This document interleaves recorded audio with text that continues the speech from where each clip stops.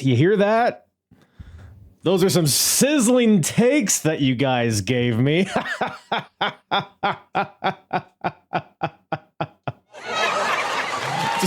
Right? Come on.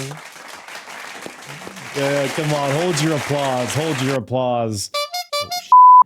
Anyways, I asked and you provided some boiling hot takes on pro wrestling, on the current product, on some old school stuff a little bit in between. I guess there's no real, it's either current or old. I guess those are the only options. But hey, we're going to talk about them. I'm going to respond to them. Some of them are dog shit. Some of them are a better version of shit. Is there a good version of shit?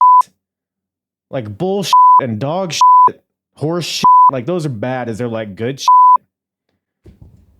Depends who you ask, I guess. You know what I'm saying? You know what I'm saying? Anyways, this is already going off the rails, but it's episode 300. So what else could you expect? Strap in. It's the Apron Bump podcast. Yeah. It's the hardest. Talk around and disregard it. Strip you off the ground, show you what hard is. Standing strong and proud, nothing can knock this. Let's get started. Yeah. Ooh, what's up, everybody? What the gosh darn heck is up, everybody? Welcome to the Apron Bump podcast. I, of course, am your host, the hardest part of the ring, Kyle. For the 300th time, I welcome you to the Apron Bump podcast. Glad to have you guys here. Always, I always say this at the end, but I'll throw it out there in the beginning just because you're looking so gosh darn cute today.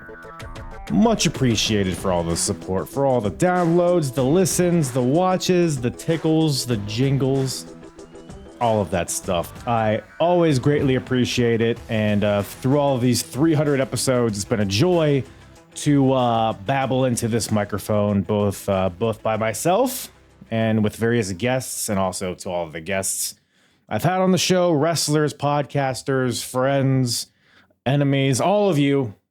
I appreciate you. We'll get right into the nitty gritty here. I'm not going to lollygag too much, but just wanted to shout out all of you before we get into this bad boy. Like I said in the outset, we got some hot takes here. I posed the question on X, on Instagram, on TikTok, and the Discord, which you can join, by the way. All of that stuff. When we got a bunch of takes, I picked the best ones / the worst ones, and we're going to respond to them here. And should be a lot of fun. Make sure you like, subscribe, rate, review, all that stuff. Follow if you're not already. Hit the bell, hit my balls. Let's get into this bad boy. Gonna be an easy breezy episode. Just gonna sit here and respond to some opinions on wrestling. Should be a good time. Shouldn't be anything too deep, too heavy. We're just gonna have a nice, light, delightful time here. We're gonna keep it nice and light. Nothing crazy. Low Tier God on TikTok says they need to be more open about Chris Benoit. All right, come on now. Can we? By the way, I've done a few of these live on TikTok, and every time I do this, I'm like, hey, give me your hot takes. I'll respond to them.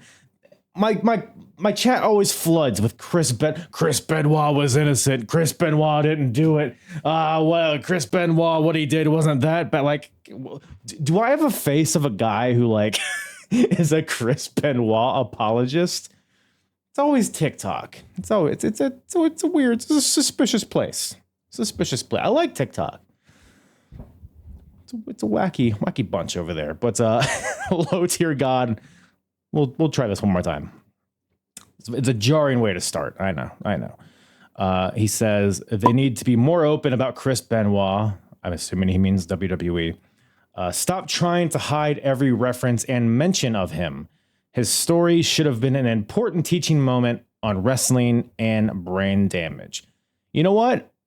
Valid. When I first started reading this, I was like, oh boy, here we go. But honestly, like, let's take a step back.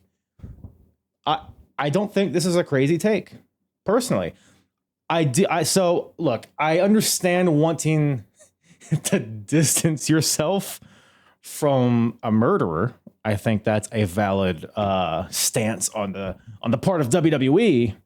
I do think the extent that they've erased him from history, I think the way that they so aggressively avoid him almost highlights him even more. If that makes any sense, it adds like this taboo factor to it, which like if you just like let it be, like let the footage be, stop cutting around him, stop editing him out of things. I'm not saying Benoit needs to be in the Hall of Fame or anything like that, but it's like, look, if it's real, we're talking about Randy Orton winning his first world title. It's okay to show him RKOing Chris Benoit. Like it's, you know what I mean? So to that extent, if that's kind of what you mean, I agree. I understand why they distance themselves, like I said, but you're right. But you're right. Ultimately, though, they don't care about, like you say, it's an important lesson in wrestling and brain damage, and it's a very realistic possibility when you get smashed on the head with chairs and get dropped on your head off the top rope and do flying headbutts day in and day out. This is the kind of thing that can happen. And, you know, in combination with, steroids and God knows what else, like, yes, there are dangers of wrestling, and these stories of it ending perilously should be out in the open. Wrestlers should know about it. I think people do know about it. So I don't think that's really concerned, but they don't care about lessons in WWE. It's like they could look at it and be like, oh yeah, maybe we should change some things. I mean, they've pulled back on the chair shots to the head and whatnot, but they don't care about lessons. They just care about the image. So, all right. Anyways, we got the Chris Benoit stuff out of the way. Now we can just have a nice, fun old time talking about some wacky wrestling. All right. Frank from the Last Minute Wrestling Podcast says, even though I was a massive Chris Benoit fan, what the fuck, guys? Can we? I guess this is the Chris Benoit episode. Frank, love you, Frank. He says, even though I was a massive Chris Benoit fan, I still maintain that the WrestleMania 20 main event is the drizzling shits. I tried to rewatch it many times to get what other people say, but it's just a bad, disconnected match that didn't need Shawn at all. Okay, that last part, very much agree with. Shawn was so shoehorned into this thing. It could have been, just Benoit and H, but it is all a really weird situation. Like, because this is pretty much in the timeline that we're at in the podcast. Shortly after it, we just recently rewatched this match and talked about it in long form. Go check out the WrestleMania 20 episode if you want to hear more about it. But I watched the match recently and I enjoyed it. I don't think it was close to the drizzling shits. Is it overrated? Possibly. I think a lot of people, and for anyone unfamiliar, it's the WrestleMania 20 main event for the world title. Chris Benoit versus Triple H versus Shawn Michaels. Benoit, of course, won the Rumble. Flipped over from SmackDown to Raw to challenge Triple H, and then Shawn got involved and made it a triple threat. The match happened. I think it's a great match. I think it's a very fun match. I don't think it's like best of all time territory, which to your point, Frank, I agree with. I think it's maybe held in a higher regard than it deserves, maybe because of the moment that, follows it. It's a very significant moment. But it's a great match. It is, you say disconnected, like, I think the build to it was pretty disconnected. Like the story as a whole, because obviously you have the Triple H, Shawn Michaels stuff rooted in their DX days, and then Shawn leaves, comes back, and then Triple H attacks him, puts him on the shelf. They have the whole SummerSlam 02 street fight, all that stuff, and then they kind of go away from each other for a little bit, then come back, and then there's world titles traded between, like, Shawn and Triple H obviously have the long, deep history.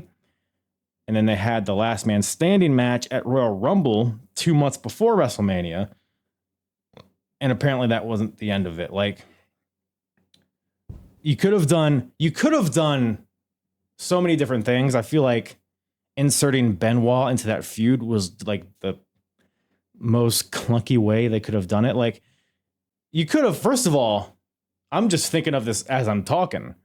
Benoit wins the Rumble. Who's the WWE champion going into WrestleMania 20? Eddie Guerrero.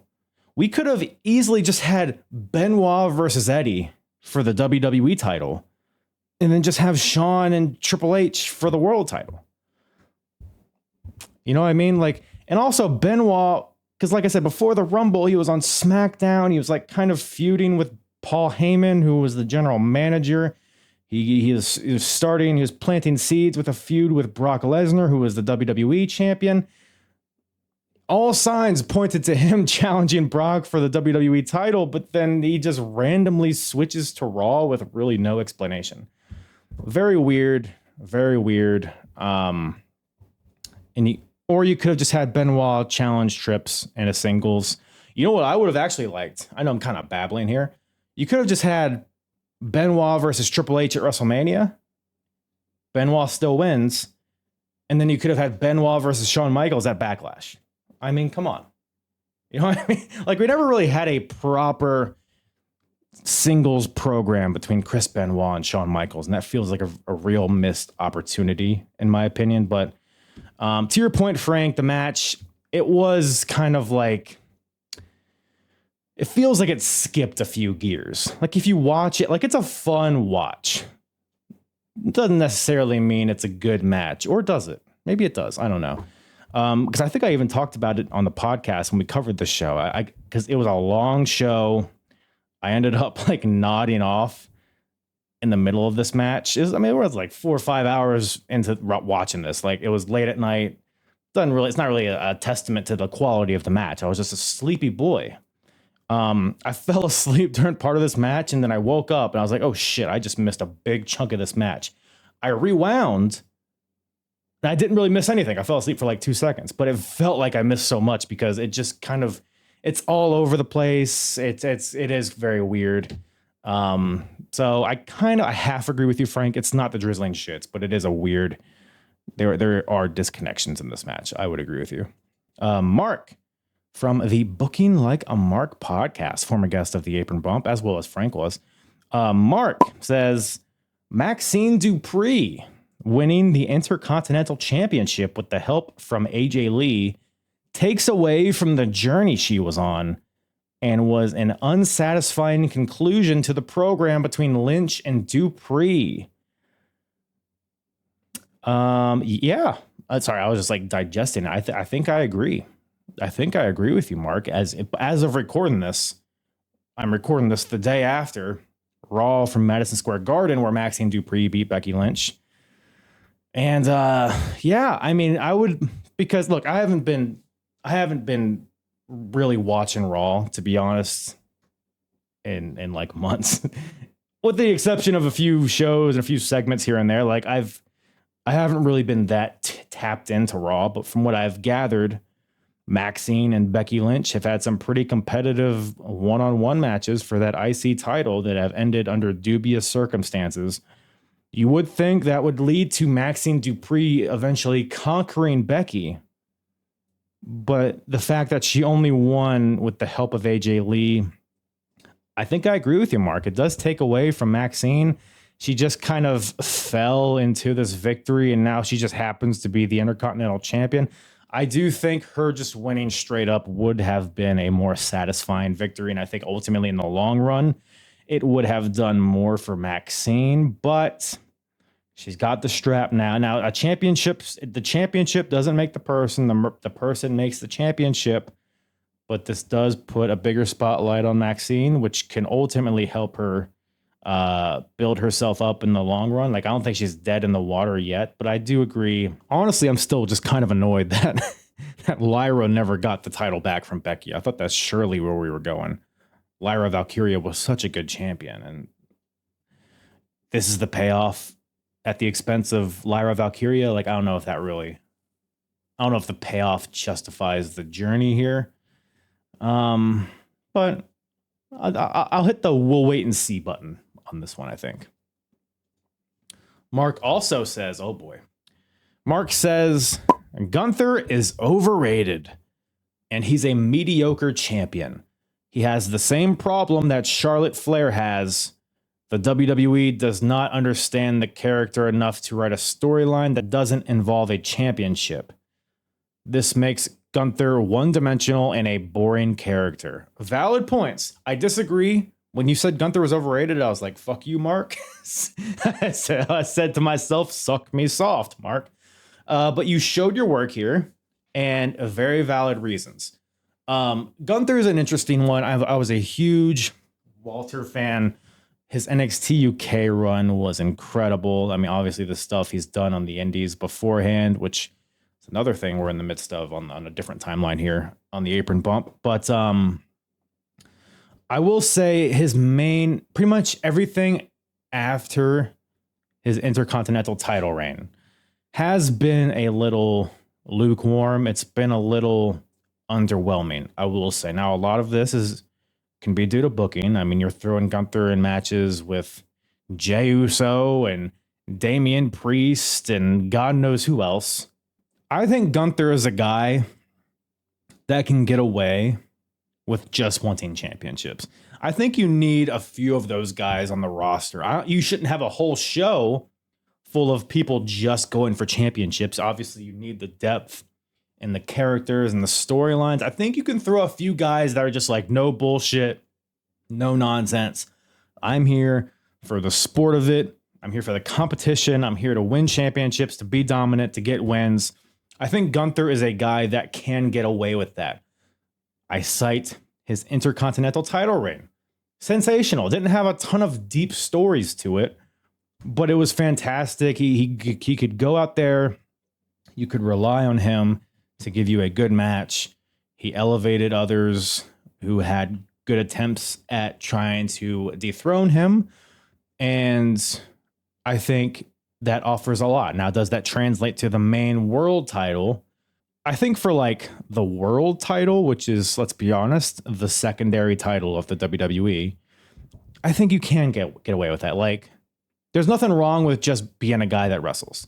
The unfortunate thing about Gunther, as well as kind of saying with him, you know, since his Intercontinental title reign, he has since unfortunately kind of started to mold himself into the WWE formula in terms of the bell-to-bell like match style, which is very unfortunate. That was the appeal of Gunther before that. Like, none of his matches felt the same. It felt so chaotic. It felt so explosive. That was the appeal of Gunther.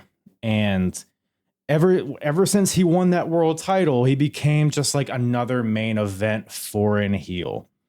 I think if he can like tap into what made him special on the UK indies, if he can tap into fucking Walter, he's got the music now, which people are like, oh, he's got the music. Like, it's not that different than what he had before. First of all, and what he had before was fine. Whatever. Gunther, he needs to tap to Walter. Tap into be stiffer, be more explosive. Don't fall into the WWE formula. Do what made you special, because if you keep going the direction you're going, I'm just going to have to agree with Mark, and I don't like doing that generally. Just kidding, Mark. But I think, long story short here, I think Gunther has the potential to be the best wrestler in the world. I don't think he's executing that. Whether it's him, whether it's the booking, whether it's other factors, or whether it's just a combination of all those things. There's untapped potential there in a really fun world title reign with Gunther. It doesn't have to be a crazy in-depth story. It can just be him being a dominant champion, having awesome matches with people. There's nothing wrong with that, especially with how many tiers and with how many titles and tiers of titles there are. You can easily have Gunther as the world champion, just having great matches, and then have your WWE champion be the more story-rich type of deal, right? Nothing wrong with that in the grand scheme of things. So I disagree that he's overrated. I understand why you say that, though. I think it's justified. You compare him to Charlotte Flair, and I think that's a very good argument. I will say Charlotte just has... I think Gunther has different gears, different speeds, whereas Charlotte, I don't think she does. Personally, I think Charlotte is a way more dramatic version of this take of being just my whole character is having the amount of championships. But I see what you're saying though. I disagree, but I see what you're saying. Nitram from the Four Sides of the Ring podcast, another former guest of the Apron Bump on X, says that Shane McMahon was more of a daredevil than Jeff Hardy and should get the same amount of praise Jeff does. Perhaps. I mean, there's an argument. More of a daredevil. I mean, Jeff, just the quantity of stuff that Jeff has done.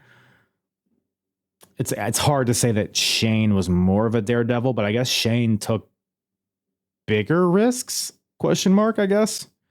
But just the fact that Jeff did it on a consistent basis and was able to do it, I don't know. I guess was more polished in ring, I guess. I think Jeff has more charisma than Shane McMahon. By the way, Mike's skill and charisma are not the same thing for those yelling at their radios right now. I think Jeff just had that innate charisma, just that cool factor that I don't know if Shane necessarily had, which is why Jeff obviously was able to cultivate a more significant in-ring career, both as a singles and a tag team. I will say, though, Shane McMahon, I don't know if I've actually ever said this on the podcast. I think I've tweeted it before or whatever. If we're talking about like batting averages, like in this case, like if the batting average is like good matches, Shane McMahon has like the best batting average among any wrestler. In other words, like of all the matches Shane McMahon has had, which is not a crazy amount, it's probably like, I don't know, 50 or so. The amount of those matches, I could be way off, by the way, who knows?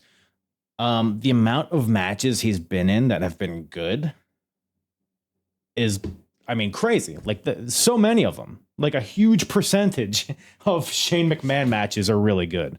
I think that he deserves a lot of praise for that. Shane McMahon does. Just he can go in there, whether it's a spot fest like jumping off of a Titantron on a big show, or if it's a story soap opera plundery type of match with his dad, whether he just goes in there and wrestles with AJ Styles. Like Shane McMahon's a fucking beast. And I do agree he deserves more praise probably for his in-ring prowess. The fact that he's not a wrestler, he goes in there in fucking Nikes and a baseball jersey and just tears the house down almost every time. Big love for Shane McMahon. More of a daredevil than Jeff Hardy, though. I respectively,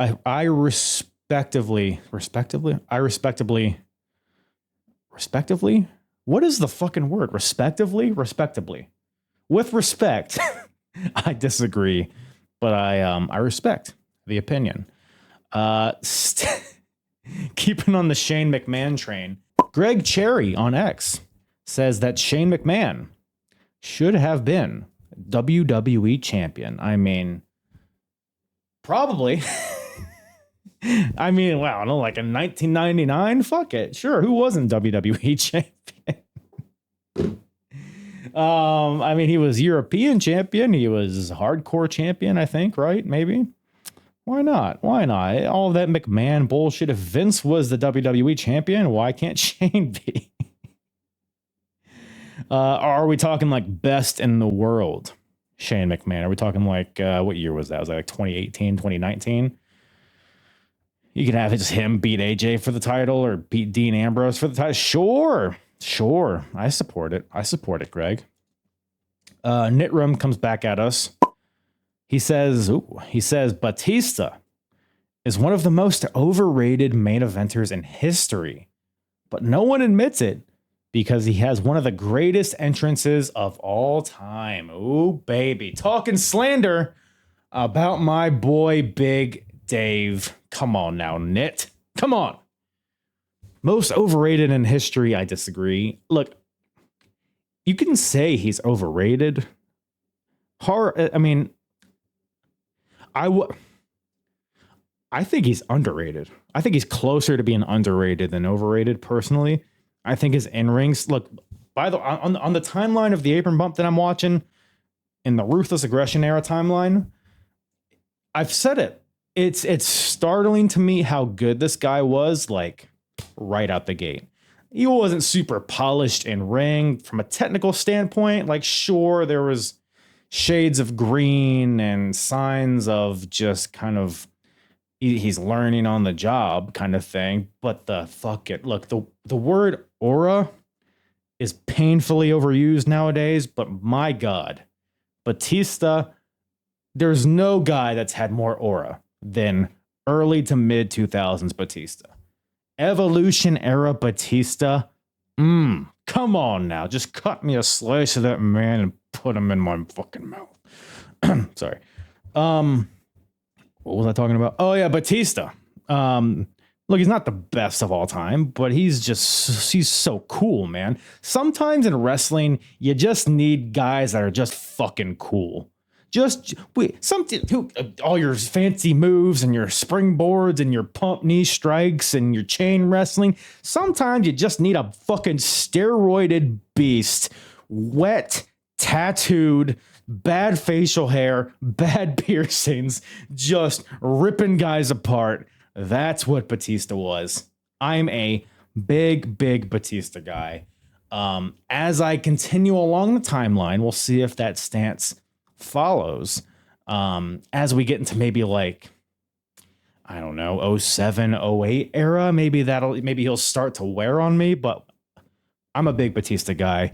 I don't even think his entrance music is all that great. I think it's one of the most overrated songs. I think the pyro and shit, like, yeah, that's pretty sweet. But I always preferred his instrumental song. I thought that was a really cool backdrop to his entrance. But look, Batista, in his era, there was a lot of jacked guys with tights. A lot of short-haired, jacked guys with tights and boots. But Batista had this charisma to him that most guys back then were lacking. We're watching it. Luther Reigns, Mark Jindrak, fucking Rene Dupree. You have, who else? There's got it. Tyson Tomko. Like, so many just, I'm a big guy wrestling. But they don't have the presence that Batista had, which is why he was so good and why I think he's underrated, is because in an era of dime a dozens, he was a quarter. I don't know if that metaphor made sense, but big Batista guy. I do think he maybe entered cruise control at some point, which, to your point, that might go towards your point. But big Batista guy. You will never hear me support any Batista. I will never besmirch the name of Batista here on the Apron Bump podcast. At CRSGNS, Sersgins, at Sersgins on Instagram, says WWE wouldn't have had this boom they've had the past few years if it wasn't for AEW. No Cody as WWE champion or dethroning Roman without AEW. No CM Punk back in wrestling without AEW. TK, the Bucks, and Cody changed the world of wrestling for the better. Yeah, I mean, I don't disagree with anything you've said. I don't know if that's a direct, like, would they have had the boom without AEW? Like, I agree, Cody Rhodes would not be a thing if it wasn't for AEW. There's no shot in hell Cody just, like, goes on the indies, fucks around in TNA and Ring of Honor, then comes back to WWE as this huge star. There's no shot in hell that happens if he didn't have his AEW. The whole allure of Cody coming back to WWE was like, oh, he was like Mr. AEW. Like, to see him in WWE is so surreal. That was like the catalyst to his main event run that he's on. So I agree with you. No Cody as WWE champion without AEW. No dethroning Roman Reigns. I absolutely agree. CM Punk back in wrestling. You're probably right. Without AEW, I think that was kind of the crack in the door that got Punk back into it. Was able to kind of dip his toes into the wrestling waters and not just have to go straight back into WWE. You're probably right about that as well. So I don't disagree with this at all. Would they have experienced the boom without it? Would they have just gone a different route and reached success through different means? I think that's also a very valid possibility. I guess we'll never know. I guess we will never know. Matt Ritter, formerly of the Smack and Raw podcast and from Getting Offed, says that at a time when pro wrestling is the most easily accessible across the board and arguably the most mainstream it's ever been, nobody is really delivering a must-watch product. Matthew, pretty ready. I 100% agree. Right there with you, Matt. It's I have barely been watching any current wrestling over the past few months. I'm watching the PLEs, the pay-per-views. I'm watching a few things here and there. I watched like Blood and Guts and a few things here and there. It's so interesting because you watch it, like you sit down and watch it. You turn off Twitter, you just watch the show. It's like it's okay. Dynamite, Collision, Raw, SmackDown, NXT, it's all fine. It's not actively bad. But god damn, like there's just nothing to. I've been trying to figure out how to like articulate how I feel about wrestling right now at this present time. It just feels so like transactional right now. Like there's no heart to it. There's nothing gripping me personally. It feels like they're just beat bopping, boot bopping. All right, we put this here, we put this here, but there's no like emotional connection to anything. I don't believe anything that's happening on my screen. The beauty of wrestling, when wrestling is at its most paramount and when it's the most enjoyable, I mean, it's subjective, but I think this really applies across the board, no matter what kind of wrestling you like. Wrestling's the best when you can just immerse yourself in it. You can feel the characters, you can feel the wrestling. Whether you're more of like a bell-to-bell wrestling type of person, or if you're more a storyline driven person, or a combination of both. All of these facets involve you being emotionally tied to what's going on in the ring or out of the ring or just on the TV screen. And to me, nothing is doing that right now. It just feels like we're putting a bunch of sticky notes on a whiteboard, or I was like, oh, we'll do this. Yeah, sure. This leads to this. Yeah. We'll start the story here. It'll end here. We'll do some bullshit in the middle. Yeah, we'll throw on some matches. Yeah, some bangers. The people out there love their bangers, right? And I think I even talked about this one of the last times I did one of these hard takes episodes. I said it then, I'm going to say it again. Quote unquote bangers does not equate to good wrestling. Let me say that again. Having a banger match does not mean you're doing pro wrestling well. Because there's just such like a, I don't know, man. It just feels like there's such a formula now. All right, we'll get in the ring, we'll tie up, we'll do some chain wrestling, get your heat, make your comeback. You do your finisher, I'll kick out. I'll do my finisher, you'll kick out. Oh, by the way, when we kick out of each other's finishers, we're going to be wide-eyed and look at our hands and bewilderment. And then you do your finisher from the top rope, and then I'll do my finisher on the apron, and then bang, and then the banging, and the zipping, and the bopping, and the booping. Like, it just feels like there's no... And mind you, I'm fresh off the heels off of watching CM Punk versus Samoa Joe, that trilogy.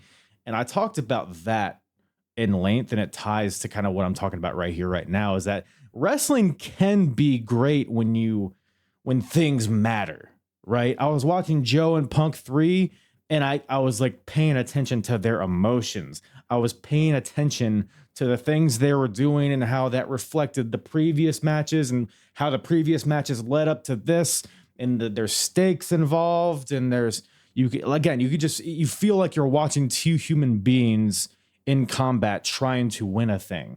Whereas now it feels like two human beings trying to cooperate to do a bunch of fancy maneuvers and a bunch of choreographed, we're working in tandem to recreate a show for people, not we're fighting against each other. Wrestling feels very everybody's working together, not we're competing against each other. There's no anger. There's no grit. There's no grunge. There's no, like, I saw a Stone Cold promo the other day on Twitter. It was kind of almost like a throwaway promo, but he's like, that jackass Bret Hart.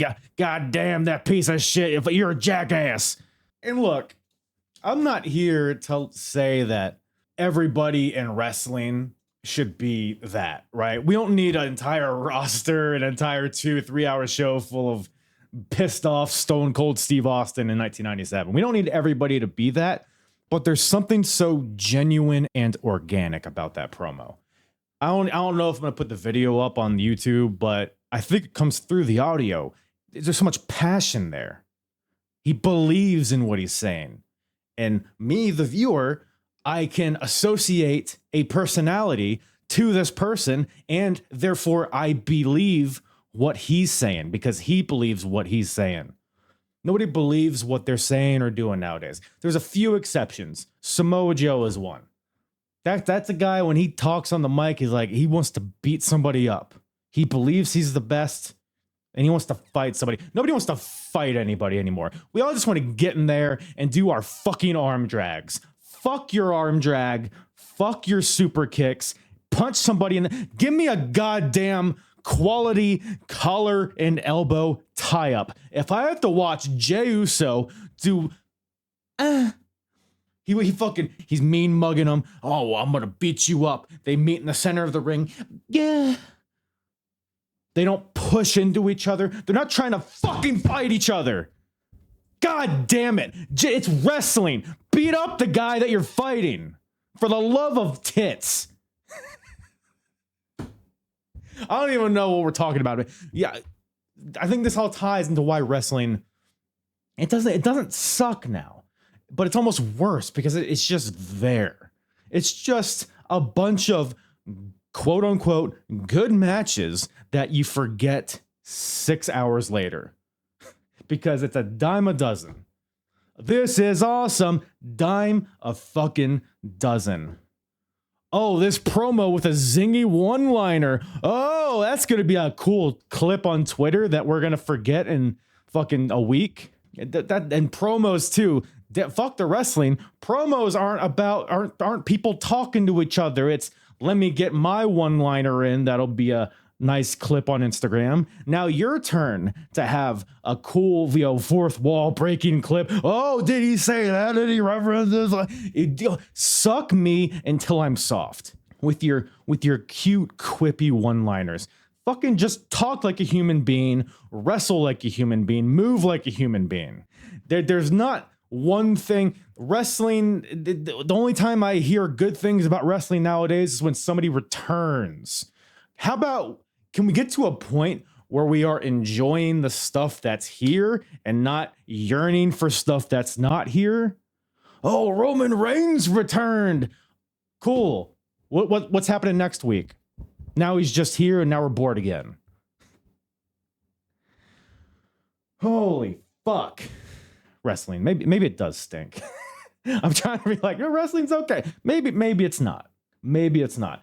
And it's not just a thing. Sometimes I think I'm like, maybe I'm just growing out of it. I'm 30. I'm about to be 33 years old. Maybe wrestling has just passed me by. But then I'll turn on a 1997 Raw and I'm like, oh shit, wait a minute. This rules. I'll turn on a 2004 Ring of Honor show. I'll be like, wow, this is what wrestling can be. I'll watch WCW, ECW. This is why I do the podcast that I do, is because there's wrestling out there that's great. There's wrestling out there that I haven't discovered, that maybe you haven't discovered, that we can all watch together. We can relive these timelines when wrestling had heart. Wrestling doesn't have heart right now. I feel like I'm more mad than this justifies. But that's the thing. It can be so good, but there's just we're missing emotion. Emotion is not a guy kicking out of somebody's finisher and looking at their hands all crazy. That's not what emotion is. Emotion is not, oh, he kicked out at one. Oh my God, fighting spirit. That's not what emotion is. Emotion is CM Punk versus Samoa Joe. Emotion is Bret Hart and Shawn Michaels staring each other down in the middle of the ring because they fucking hate each other. And hey, CM Punk, Drew McIntyre, bringing it. There's modern examples as well. Anything Samoa Joe does pretty much falls under this category.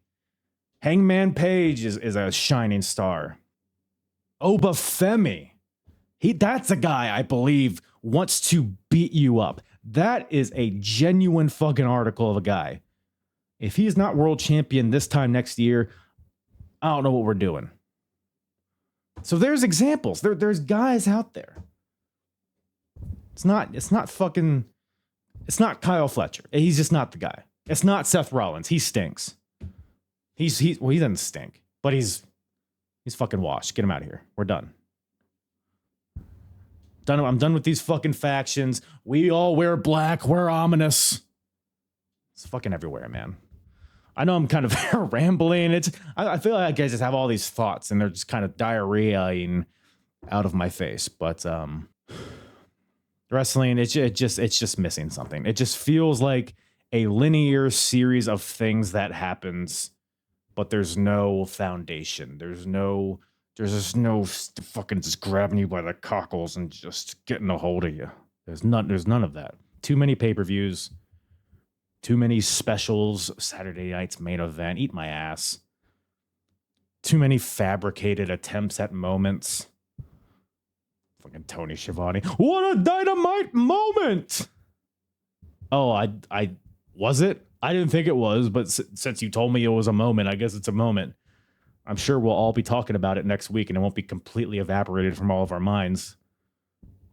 Because it's 2025 and attention span is 1 millisecond. And I think to your point, Matt, you say that wrestling is the most accessible across the board as it's ever been. And I completely agree, but I almost wonder if that increased accessibility hurts it from a fan perspective. This isn't just wrestling. This could be a broader conversation about anything, but like, I don't know, man. Pro wrestling, it doesn't feel, because it's so accessible and there's so much blending of different promotions and talent everywhere, and we're following them on social media, we see them in their real lives, we see these non-kayfabe documentaries, all these interviews, and they're on all the sports shows. Wrestling no longer feels like a universe that you can immerse yourself in, to me. It feels like a lot of wrestlers are unfortunately just punching a clock and we're just acting, which of course that's what it always has been. But it very much comes off that way now as a viewer to me, because I feel like wrestling now, TV shows, indies, all across the board, I feel like wrestling is very catered towards GIFs and memes and TikToks and little clips on Twitter to get likes and retweets and all that stuff, and it's no longer a concerted effort to create a compelling story and TV show. I feel like it's all catered towards the short form bullshit that doesn't really translate into anything. I'm gonna leave you with this thought. I'm not gonna leave you. I'm gonna leave this take with this thought. Wrestling today is all about looking for engagement while forgetting to be engaging. Huh? Folks? Yeah, I know. Chew on that for a second, see how that tastes. All right. Thanks, Matt. All that to say. Thanks, Matty. Brant Page from TikTok says that WWE's hot streak is over, has been since post WrestleMania 40. I mean, a lot of this kind of translates into what I was just talking about. I would agree, first of all. Yeah, I mean, I think I pretty much just covered it. I will say this, though, just because this made me think about it. WWE being hot. WWE is so hot right now. It's red hot right now. What we do WWE is a global brand. What we do is transcending this business. Fucking enough, Triple H. Enough, Paul Triple H Levesque. I've had enough of this asshole. Get him off my fucking TV screen. Everything has to start with. We're watching a John Cena promo package leading up to his last match, and the first frame is dumb Triple H with his dumb suit. Just what we do. We create stories. Everyone has an opinion. I've been in every facet of this, and I've been a wrestler. I've been talent. I've been backstage. I know what makes us. Do ya? How about you go fillet yourself somewhere else? Do it on your own time. I don't need to watch yourself self-suck in the middle of that ring before bringing it. I'm recording this after John Cena's final Raw in Boston. Big moment, right? Ended up being fine. But we start out with bow down to the fucking goes this jack off just for 12 minutes. Yeah, everybody has an opinion. We're tweeting. Yeah, you know what I mean? What we do is ignore that and just do. He's doing his whole thing, talking about what he's done, blah, blah, blah, yada, yada, yada. And then he introduces John Cena, but at that point, the crowd's already been... You fluffed the crowd too much to the point where they're almost finished. You know what I mean? You diluted the reaction just to get yourself over. Enough of this guy. Every WrestleMania promo, every pay-per-view promo. God damn it, he's everywhere. Had enough of this guy. This bald asshole. This bald asshole. Get him off of my screen. I've had enough. The Paul Levesque era. He really tried to make that a thing, and nobody's taking hold of it. Good. Fuck him. Every time I see him on my screen, I just want to blue skidoo right into that TV and rip his dumb fucking bracelets off. I know probably his kid made it for him, but who gives a shit? Stupid kid. They suck too. Anyways, High Five Tom has a take. I'm still convinced that the Montreal screw job is a work. Well, very topical. Well, we will be covering Survivor Series 1997 very soon on the Apron Bump, maybe by the end of the year, early next year. And we will go into this long form. Absolutely. I don't know if my thing, because it's a very common outlook, and I get it based on, Bret Hart had the film crew following him for the documentary and all that. It was all very convenient. My question is who benefits from this work? I feel like nobody came out of it looking better.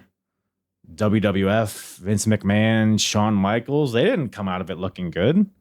Screwing over a dude in his hometown with the alternative being like a DQ finish schmozzy type of deal. Is this better than that? I don't think so. Bret doesn't look good out of this. He just got geeked out in his hometown. Just got his pants pulled down, took his head, put it in the toilet, gave him a swirly right in Montreal, right in front of his family. Cucked in Montreal is what this should be called, not the Montreal screw job. So, I just don't think anybody benefited from it. So, what was the work? Who initiated the work? Whose idea was it? And how did they think they would come out better? I don't see a path to that, but it's been a while since I've really looked into the situation, all the background. We will, again, get more into detail when we cover Survivor Series 1997 here in a few weeks, months on the Apron Bump. So, but sticking kind of to that vein, Bret Hart, Juice Springsteen chimes in from the Juicebox podcast, former guest of the Apron Bump, as was High Five Tom, of course. Juice says that HBK Bret Hart from WrestleMania 12 is the most overrated WrestleMania match of all time. The most of all time is pretty bold, I will say. I think a lot of people, as time has gone on, more and more people have the opinion that they don't like this match. So I don't think that's necessarily a hot take, but I think saying that this is the most overrated match of WrestleMania history is a relatively hot take. Overrated. I'm trying to think of other matches that would be overrated. I mean, I don't at the surface of it, I don't disagree with you, Juice. I watched this match recently. Again, if you want to go into the archives, talked about WrestleMania 12 a couple of years ago. And of course, we went deep into this match and all of the hubbub surrounding it. So there's context that I think matters here. Like if you watch this Iron Man, for those unfamiliar, it's a 60-minute Iron Man match from WrestleMania 12, Bret Hart versus Shawn Michaels. And it's the first 60-minute Iron Man match that WWF ever did. At least televised. Maybe they did it like a live show. I doubt it, but maybe. But the first definitely televised 60-minute Iron Man match. So I give them a little bit of grace in that respect because they were trying it out for the first time. Nobody gets anything perfect the first time. And when I watched the match, look, the first, 40, 45 minutes is very slow. It's pretty boring. Not a lot happening. There's just no, because like we talk again, I hate to consistently bring it back to Samoa Joe and CM Punk, but it's just such a good example of how to make wrestling great, even the basics. Like CM Punk, Samoa Joe won. A lot of headlocks in that match, but they made it compelling. They made it, they added different bells and whistles, and there was a clash. You know, Punk would try to slap on the headlock onto Joe, and Joe would keep trying to get out of it in various ways, and then it led to the finish. Shawn Michaels, Bret Hart from WrestleMania 12 was just like, let's lay here for a little bit. All right. We got an hour to kill. It felt like they were just killing time for the sake of killing time. The last 15 minutes of it or so were great. And to be fair, I think that's a testament to the foundation that they built in that first 40, 45 minutes. You know, you slowly, but that they went to the extreme of very slowly building, but it paid off and to some extent. So ultimately, it's a good match, I think. Story was solid, even though it might not have been the most compelling way to portray that story. But given the fact, again, I give them a little slack, considering it's the first Iron Man match. But the story's there, and it ultimately ended up being fun towards the end. Most overrated in history, because some people hold this in very high regard. So I think saying it's the most overrated is fair. It is fair. And this kind of reminds me, speaking of Shawn Michaels, this goes back to another show that we recently covered, Bad Blood 2004, Triple H versus Shawn Michaels in Hell in a Cell, and another very long match that felt long just for the sake of being long. You gotta balance story and entertainment. Like, just because the story is solid, if you're not telling it in a entertaining way, then it sucks. You know what I mean? And if you're just being wacky and doing stuff that's explosive and eye-catching just for the sake of doing it with nothing, with no foundation to it, with no heart behind it, like that kind of sucks too. You got to find the balance of telling a good narrative within a match, but also doing it in a way that's captivating to the audience. You got to blend the two. You can't just have one or the other. And I think the Iron Man match arguably could be too much story driven, or maybe like the first half was too much story and the first, whatever. I'm babbling, but most overrated. Sure. I'm trying to think of other matches that could be overrated. There is one that comes to mind, and maybe it's just because it also involves Shawn Michaels. Can you guess? A match that I've always found was super overrated. It involves Shawn Michaels. I'll give you a second to guess. My Alexa's chiming in the background. I don't know what the fuck I said to get her to yap up, but no, the match I'm talking about, Shawn Michaels versus Kurt Angle from WrestleMania 21. Again, not to keep, linking it to the pod, like you're listening to the podcast, like I got you. But stay tuned, because we will be talking about WrestleMania 21 relatively shortly. So maybe I'll change my tune when we get there. But from my vantage point, it's a good match. Shawn Michaels versus Kurt Angle, it's a good match. Not great. I can name 50 Shawn Michaels matches that are better than that. Maybe not 50. 20 I can name. It's a good match. People say that it's like the best match of all time. People say it's a 5-star match. People say it's the best WrestleMania match of all time. It's none of those things. To me, in my opinion. But so, thanks, Juice. Great to stick my straw in you and suck out all of your juices. Speaking about juicy, we got Frets chiming in from the Fretzelmania podcast, another former guest of the Apron Bump. He says that Daniel Bryan winning the world title at WrestleMania 30 was the plan from SummerSlam 2013 on, and WWE intentionally put roadblocks and misdirects like Batista and Orton in the way. The Yes Movement was an inside job. Ditto on Cody at WrestleMania 40, plan all along, and intentional misdirects. Well, the Cody thing, yeah, of course it was. If we're talking about like from WrestleMania 39 to 40, of course that was the plan all along. Daniel Bryan, though, I'm trying to remember. So you're saying it was the plan. So him winning the title at WrestleMania 30 was the plan since SummerSlam 2013. And that's Daniel Bryan versus John Cena, correct? Let me do a quick Goog just to make sure I'm on the right page here. Yes. So that was when he beat John Cena and then Randy Orton cashed in after. Yeah.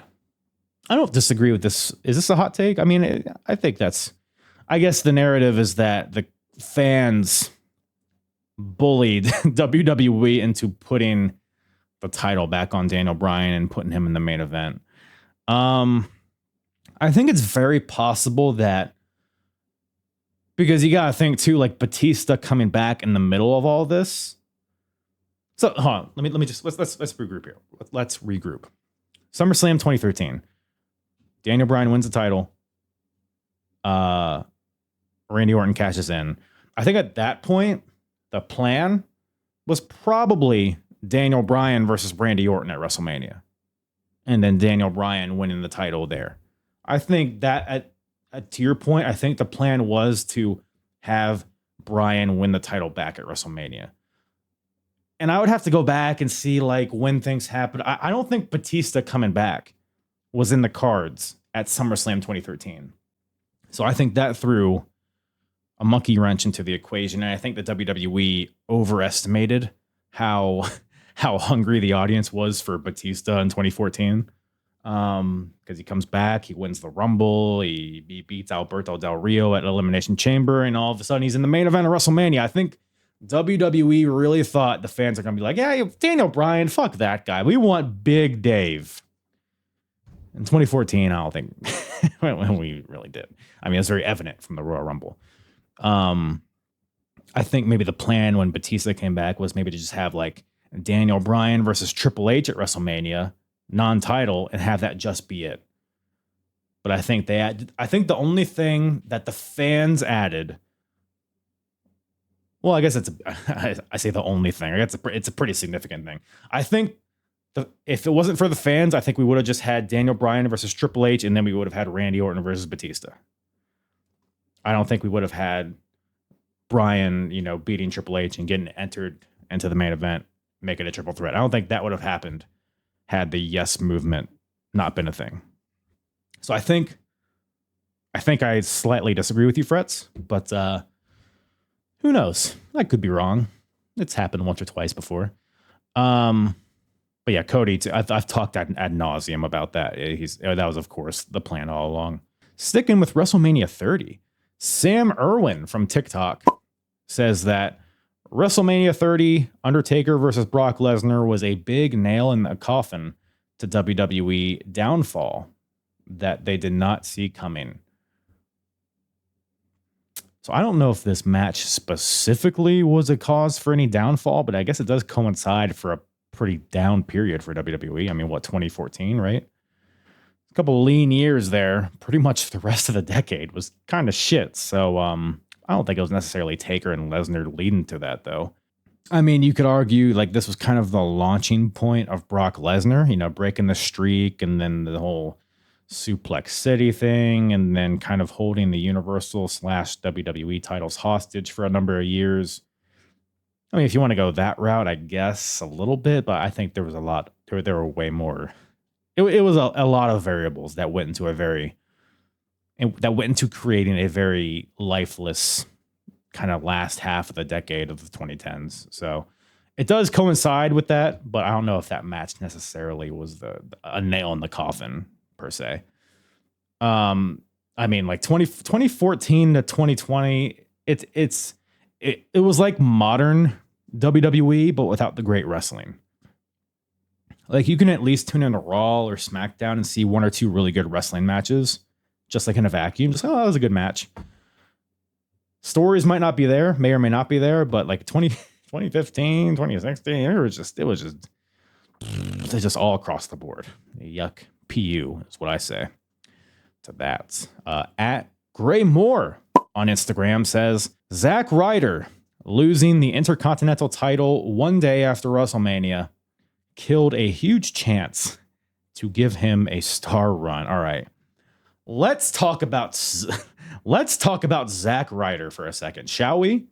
Recently returned. I don't know if he returned. I think it was more of a one-off, but he recently just popped back up in WWE.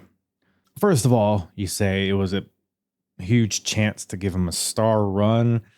Star run, I think, is a bit of an over-exaggeration. I think Zack always had the potential to be like a really good IC title, US title, mid-card guy. Like, he's a solid wrestler, right?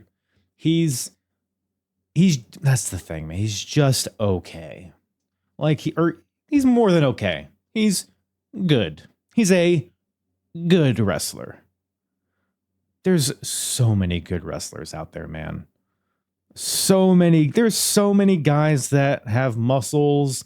There's so many guys that can talk. There's so many guys that could do suplexes and close. There's so many of them out there, man. Anybody can learn how to do moves. You need more than that to be a star. And to me, in my opinion, I don't think Zack Ryder has ever had that ability. I think his deal, when he left WWE and he was doing all the death matches or just general indie stuff, like, I thought that whole shtick was so good. Like, but it was all contingent on him being like the WWE guy in a indie wrestling environment. Like, that's the thing. WWE guy in a indie environment. It's like, I'm too big for you guys. Let me show you how to be a star. I was an Intercontinental champion. And now I'm here. You bow down to me, GCW, or wherever he was wrestling. Seeing guys in such a sanitized environment of WWE competing in death matches with Nick Gage, like, that juxtaposition was what drove his success. The fact that he was a fish out of water is what made him captivating on the independent scene. Now that he's him in just WWE, now you completely take that away, and now he's just Zack Ryder again. Now he's just, I'm tan, I'm jacked, I have tights and boots. Who gives a fuck? Like, he's not even like the Long Island guy anymore. Back in the day, he had like the goofy tights and the glasses and the headbands, and that at least gave him a characteristic, like an identifiable, unique kind of persona that diversified him from the rest of the roster. Now he's just like everybody else. Now he's just Luther Reigns or Mark Jindrak. Like, he falls into that category of just a guy that does stuff. I loved the indie god stuff that he was doing, but him being in WWE, and this kind of gets away from what your take was initially, Gray Moore, but it's just kind of talking about Zack Ryder in general. Him in I have no interest to see him have any sort of run in WWE, because I think that mystique that he had relies on him not being in WWE. So, I don't know, just a dime a dozen guy. It might sound harsh, but there's a ton of Zack Ryders out there. A ton of guys that are better than Zack Ryder out there. I have no interest in seeing a run from him. So, probably a good guy. Maybe he's not. I don't know him. But yeah, I think I'm good on Zack Ryder. I'm good on him. Him and IC title, whatever, he could have had a run back in the day. I think he should have had a stronger foothold in the IC title scene. I didn't really agree with him losing it the day after because he pretty much, I think, if I remember correctly, he never really got it back or stayed in the picture. He kind of just faded off into obscurity after that. So I think he has a place. I think he holds a purpose. I think there's a spot for him in wrestling. I just don't think a star run was ever in the cards for him. At Chris Horton on Instagram, kind of playing off of the last thing, he says that not everyone is champion material, no matter how much they deserve it, and titles shouldn't be passed around like a participation trophy. Not everyone deserves a title is basically what you're saying. Are we talking about like world champion? If so, I agree. Not everyone needs to be like the face of the company type of thing. Like there's some guys that are just good wrestlers, good hands as this. I know it's kind of a derogatory term nowadays, but there are just guys that are good hands and don't necessarily need to be main event guys. Zack Ryder was one of them. Guys like Cesaro, like, oh, he should have been world champion. Should he have been though? And no, I think he had the appropriate amount of success in WWE that he did. There's others, but I mean, if we're just talking titles in general, I think if you're on a certain level, especially if you're on TV wrestling, if you're at the point where you're wrestling on TV, you are at a point where you should be able to have a championship, whether it's tag team, mid card, whatever it is. Because ultimately titles, they're just props. They're just storytelling devices. Who are we to say who deserves and doesn't deserve a title? And you might say, hardest part of the ring, you just said people didn't deserve world title. Well, I'm not saying they don't deserve it, but again, they're a storytelling device. When you're a world champion, that's like, hey, you're the top guy on this show. And there are some guys that don't have the skill set or the presence or they don't generate enough interest to warrant being the face of a TV show. There are some guys that applies to. I don't know. Storylines, or titles, they're props, they're storytelling devices. I think, again, this could be a whole video or podcast in itself. I think people hold too much value in championship belts. And yes, they should hold value. I'm not saying that we shouldn't care about titles, but I feel like people, that's like the make or break for people in terms of like, did they have success in wrestling? No, it's success in wrestling is how often you're on TV and how prominent you're showcased. Ultimately, obviously how much money you make and all that shit, but titles, they're just the way to get there. They're just means to get you on TV. But if you can get on TV without titles, that's just as good. So, but that's just me. F from Tik Tok says that Chris Jericho is top 5 greatest of all time without a doubt. I've talked a lot about Chris Jericho, and especially his recent stuff hasn't really sat well with me. Even a lot of his old stuff that I've watched hasn't really aged well in terms of quality. But ultimately, look, I don't hate this take. Chris Jericho top 5 all time, just based on like his longevity, the amount of the variety of environments he's been in. I mean, this is a guy that's been in ECW and WCW, but also AEW. Like that's the width of time in which he's been a prominent star. This guy was wrestling Juventud in WCW, but then he's wrestling. I think he wrestled Juventud in AEW also, didn't he? But obviously WWE. He's been in Japan, Mexico, Germany. I mean, he's done it all. Canada, obviously. He's been a tag team guy. He's been a mid-card guy. He's been a world champion. He's been a manager. He's been a mouthpiece. He's been a heel, a babyface. He's been a high-flying wrestler. He's been a stoic kind of suit-wearing wrestler. He's been rock and roll. He's had goatees. He's had mustaches. He's had long hair. He's had short hair. I think people overblow how many different like character iterations he's had, but whatever you want to classify each character as, I think he has stayed relevant for over 30 years now, and he's had a lot of quality within those 30 years. So sure, top 5. I don't know. I would have to sit and think about it, but I mean, he's probably at least in my top 10, I would say. So I think the nuts and bolts of what he's been doing recently are pretty flimsy and lacking.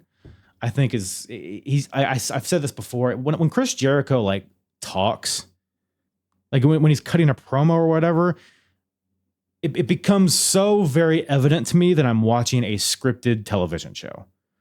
And I said this earlier, the beauty of wrestling, when wrestling is at its best when you can immerse yourself and suspend your disbelief for a little bit and be like, oh, this guy's talking, this guy's saying what he means. And we're having this conflict or whatever the hell's going on.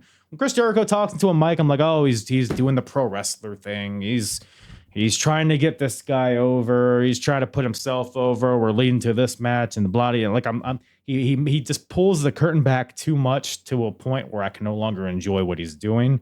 And yeah, in ring he's evolved appropriately, and I think he can still have a good match when he wants to. But yeah, I'm hot and cold with Chris Jericho, but I can see why you would think he's top 5. Rob from Tik Tok says Keith Lee should have been a world champ or more, but WWE messed up with him with that Bearcat gimmick. Fucking forgot about it. That was like one of my first TikToks, by the way, was making fun of, because they like released Keith Lee, and even at the time I was like, this dude has it all. Like Keith Lee was a layup. He had the size, he had the look, he had the charisma. He was unique. He had everything, and it was fucking the bear. If I can find that TikTok I did like, fuck, I don't know, 5 years ago or so, I'm gonna splice it in here. You can just listen to it. It's basically like Vince McMahon kind of confronting Keith Lee and talking about him. But I'll insert it here if I can find it. All right, Vince, you are gonna love this. I got the perfect guy for you. He was great in NXT. Royal Rumble Survivor Series last year. Remember that? A little fist bump with Roman Reigns, a little face off with Brock Lesnar. This guy's pretty much ready to go. He's turnkey ready, and there's really no way we can mess this up. Tell me about him. Well, what's he about? You haven't seen it. Okay, well, it's fine. You haven't seen him. He's big, he's strong, a unique look, a unique presence. He's athletic. He's really charismatic too, so he doesn't have to be some bumbling. Yes, I see here. He's big and black. Mark Henry. What? Just do that again. World's strongest man. What? Didn't we already do that? I'm telling you, he's a tremendous promo. He could be his own unique thing. I mean, he's Bearcat. What? What the hell even is that? Is that even a real thing? He's a bear, but he's also a cat. Goddamn pal.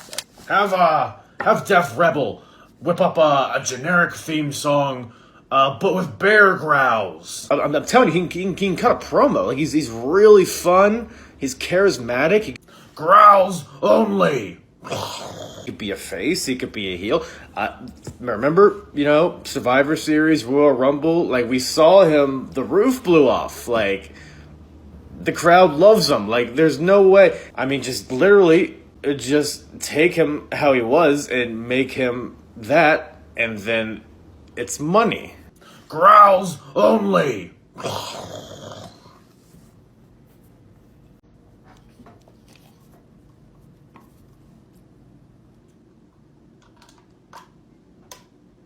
Yeah, again, he was just such an, like, I don't know why he wasn't. I mean, unfortunately, he's had health issues over the past few years, so that's obviously halted the potential that he's had. But I hope he's doing well. Would love to see him back in wrestling, but ultimately, hopefully he's healthy and happy at this point. But yeah, Keith Lee, a big what if at this point. But hopefully we can follow through with Keith Lee someday. Big Boy Gunner on TikTok says, the merger with TNA is one of the worst things to happen to TNA. Imagine having your men's and women's champions not even be from your own brand. And while we are on the topic of it, Joe Hendry was one of the most over wrestlers ever. But WWE milked it dry a long time ago, says Gunner. Worst things to happen to TNA. Look, you saying that, that this is the worst thing to happen to TNA, there's a lot of contenders for bad things to happen to TNA. So that's bold in itself. But honestly, I don't know if I disagree with you. Because through the highs and lows, like TNA, again, another thing I cover very in great detail on my podcast. TNA's been through a lot of highs and lows over the years, over the past, almost 2.5 decades now. But they've always maintained themselves, that they're still alive to this day because they've always had their identity. For better or worse, they've always had their kind of their identifiable characteristic. There are certain things that are just TNA to the core.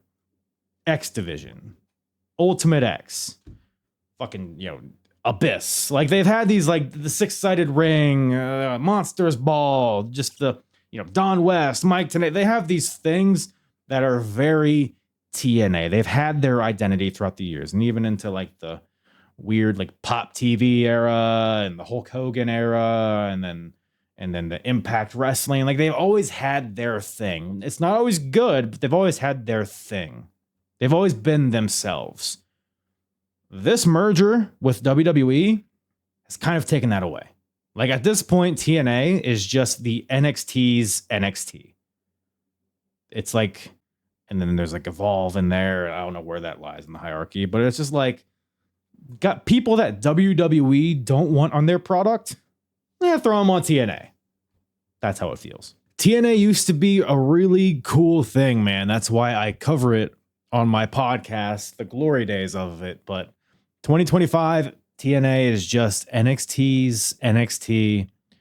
And the cool factor or the unique factor has been completely eliminated. I'll put it this way, right?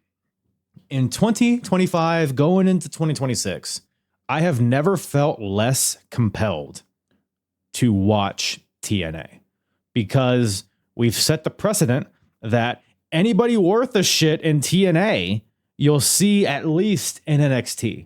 So why am I going to watch TNA Impact when I can just see the best of TNA on Tuesdays on NXT?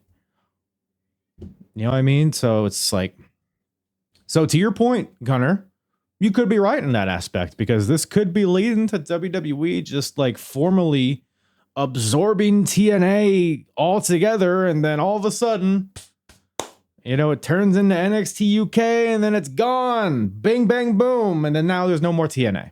So your take seems crazy at the outset because TNA has been through a lot of bad periods, but you might not be wrong. And to your Joe Hendry point, you say he was one of the most over wrestlers ever, but WWE milked him dry a long time ago. Pause.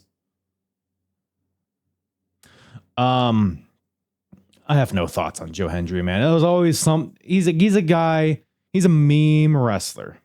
He's a funny guy.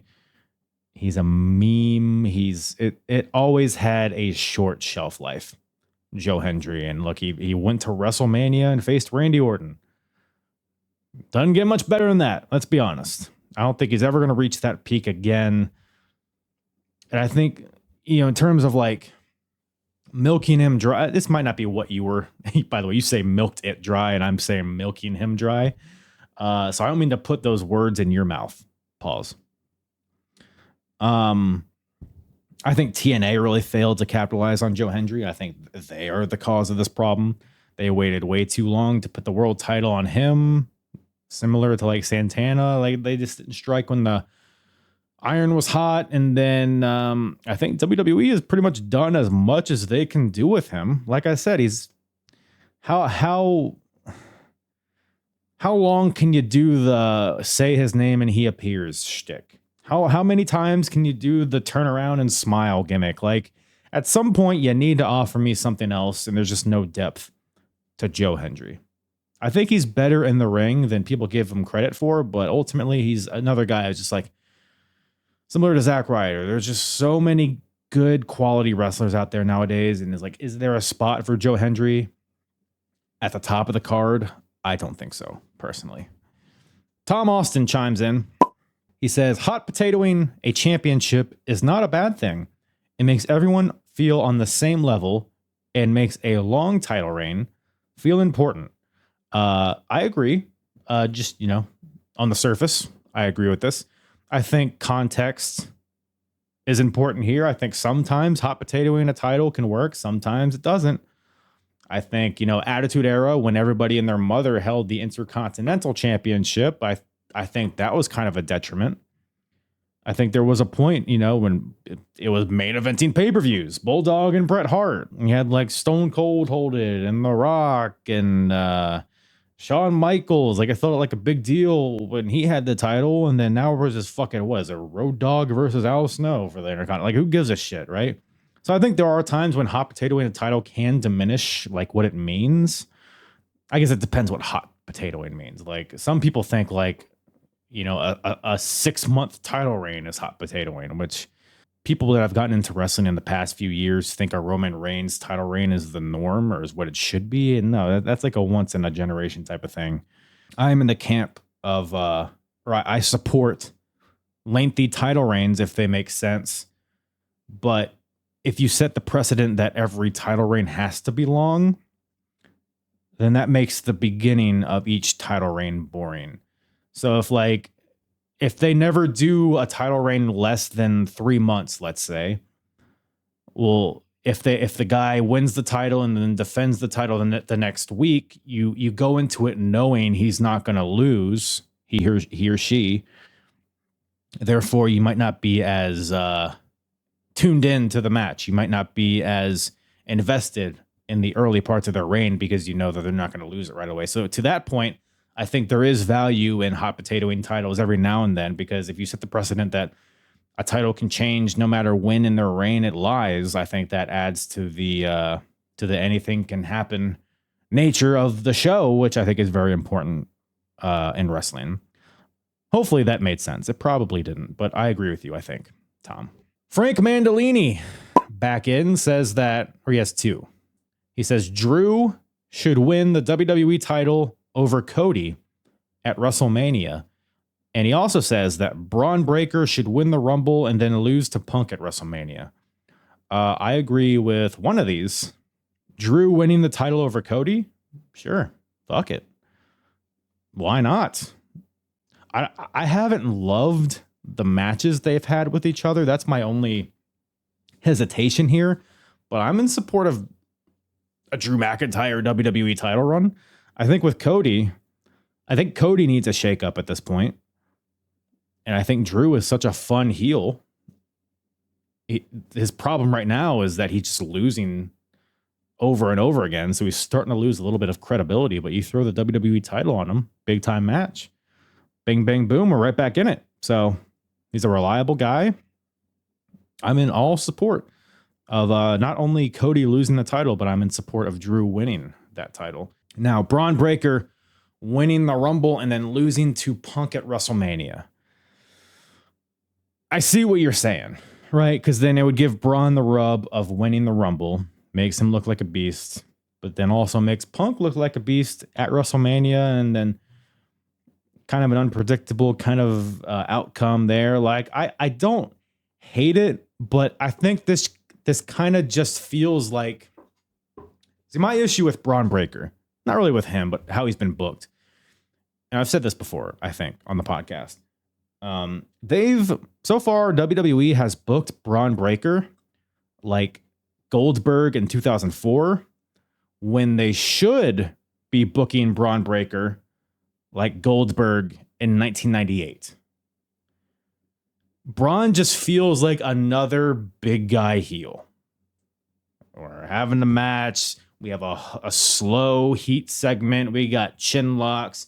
Oh my God, he's running so fast for a second. And then everything else is boring. He should be more explosive. Now, he is explosive. He has the few spots in the match where he's explosive, but it needs to be just that. Have him have 2-minute matches. Just fucking go in there, fucking kill the guy, take his lunch money, give him a wedgie, spear, bing, bang, boom, out of there. Or have him go down in a blaze of glory if he's going to lose. He just feels like another guy right now when he has the capability, in my opinion, to be extraordinary. And him winning the Rumble and then losing to Punk, I think, falls into that ordinary guy kind of path for him. Braun should win the Rumble. I wouldn't hate that if Braun won the Rumble, but if he does, have him squash CM Punk in the main event of WrestleMania. I think that'd be a funner path. Or have him lose in a fluky kind of way right away. Have him just be, I want Braun Breaker to be more explosive. I want less fluff. He needs to be more like, weird to say this, but he needs to be more like Jade Cargill. Jade won the title, and ever since she's been having these short sprints. Maybe it's just been one match or two. I don't know. I haven't really been following that closely, but I watched the entire BFAB match on Twitter because it was like a minute and a half. That needs to be Braun. That needs to be Braun's path. Quick sprints, boom, explode, get out. That should be Braun Breaker.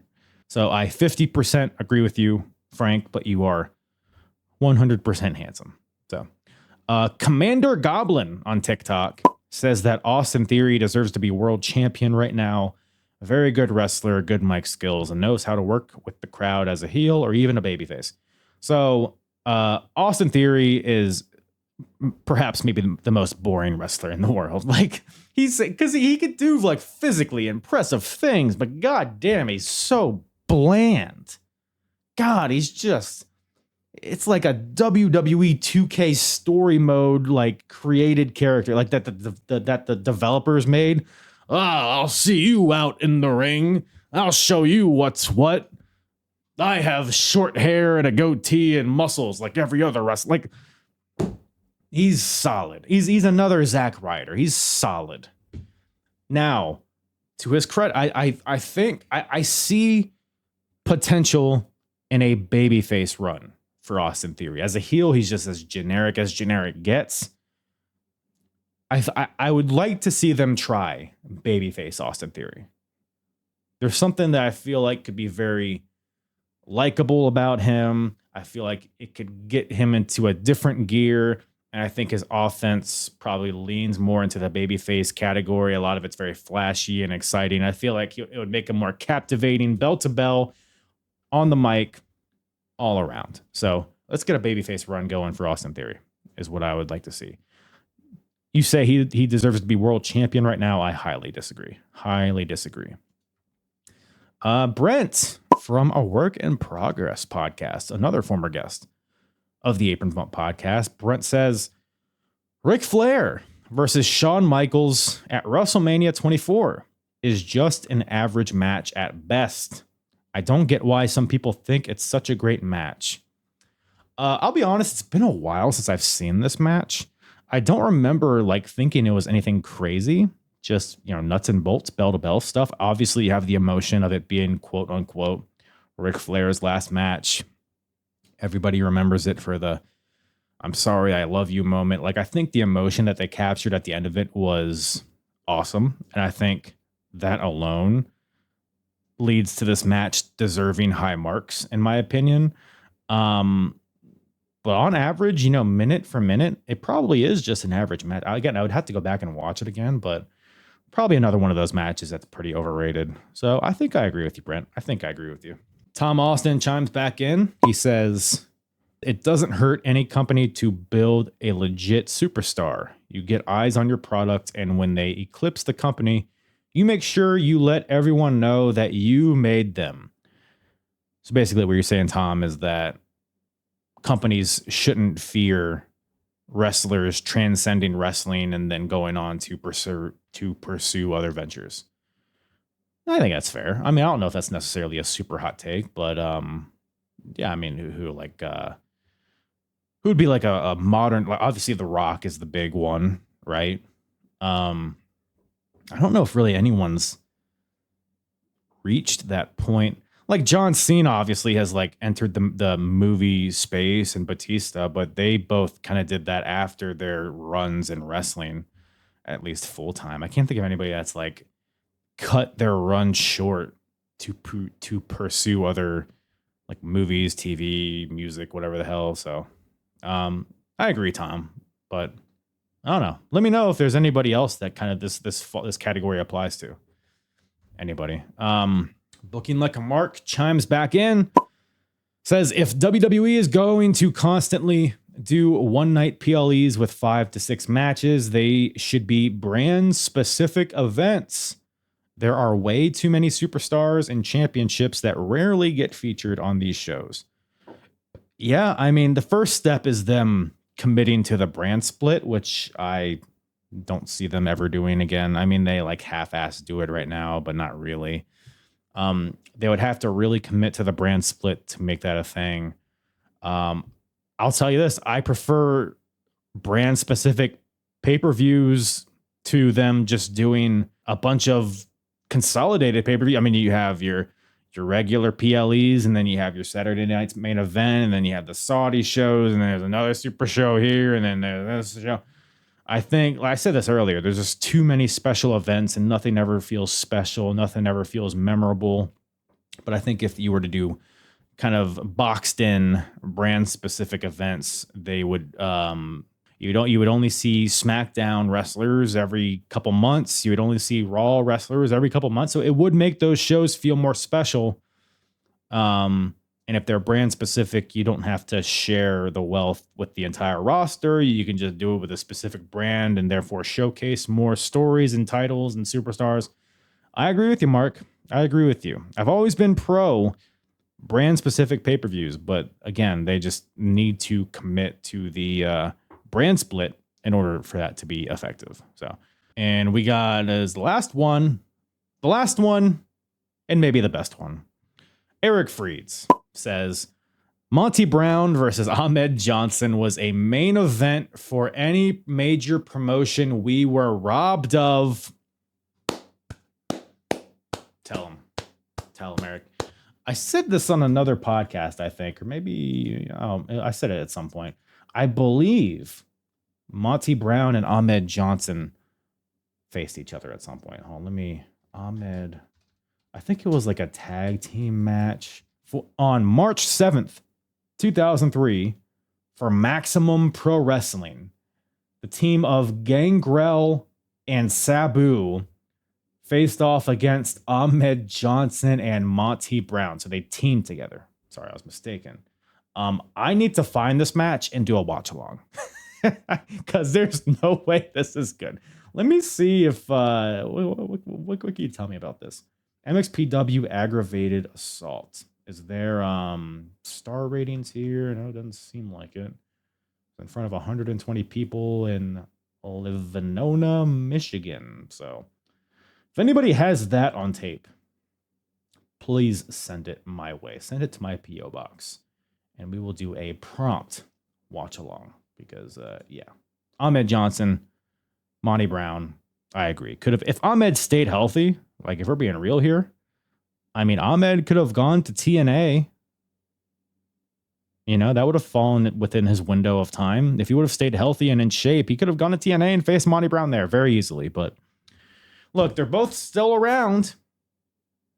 It's never too late. It's never too late. It's never too late for you to come here and give me a kiss on the cheek. Appreciate you guys tuning in as always. Appreciate everybody for submitting their hard takes. Hopefully I didn't babble too much, but that's kind of what you tune in for, right?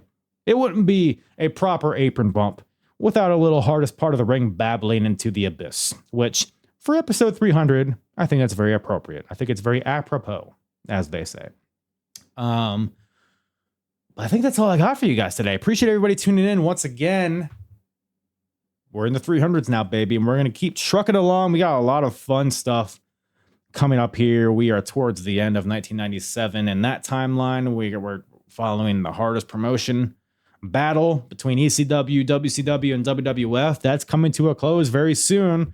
We got, just drizzling shit, Ruthless Aggression era shows coming up. We got the golden eras of TNA and Ring of Honor in progress. We are just wrapped up in some really good wrestling and also some bad wrestling on the side. So it's a fun journey. It's been a fun journey, and it's going to continue being a fun journey. Make sure you like, rate, review, follow on whatever audio platform you're listening on. Subscribe if you're watching on YouTube. I have been putting out a lot of YouTube exclusive videos, some more short form stuff on YouTube. So if you're not subscribed, make sure you do that. Ring the bell, ring my bells, jingle bells. It's not even Thanksgiving yet, but jingle some bells. Why don't you? Actually, no, this comes out the day before Thanksgiving. So happy Thanksgiving, everybody.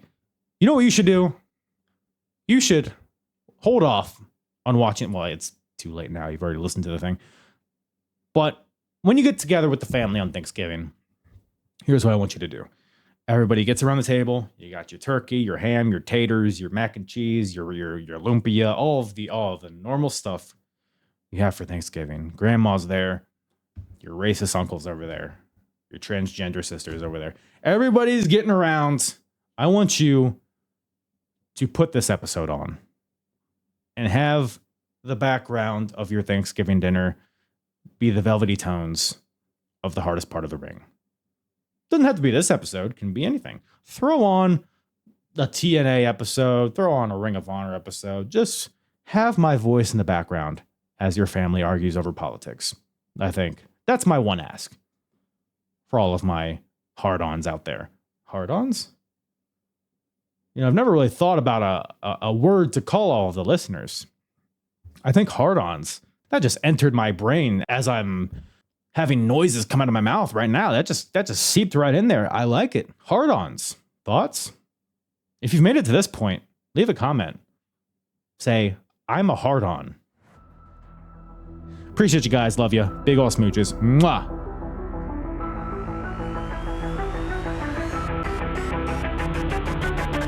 I'm hard. Yeah.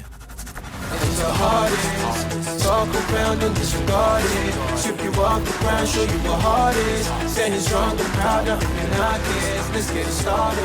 It's the hardest, talk around and disregard it. Strip you off the ground, show you what hard is. Standing strong and proud, nothing can knock it. Let's get it started.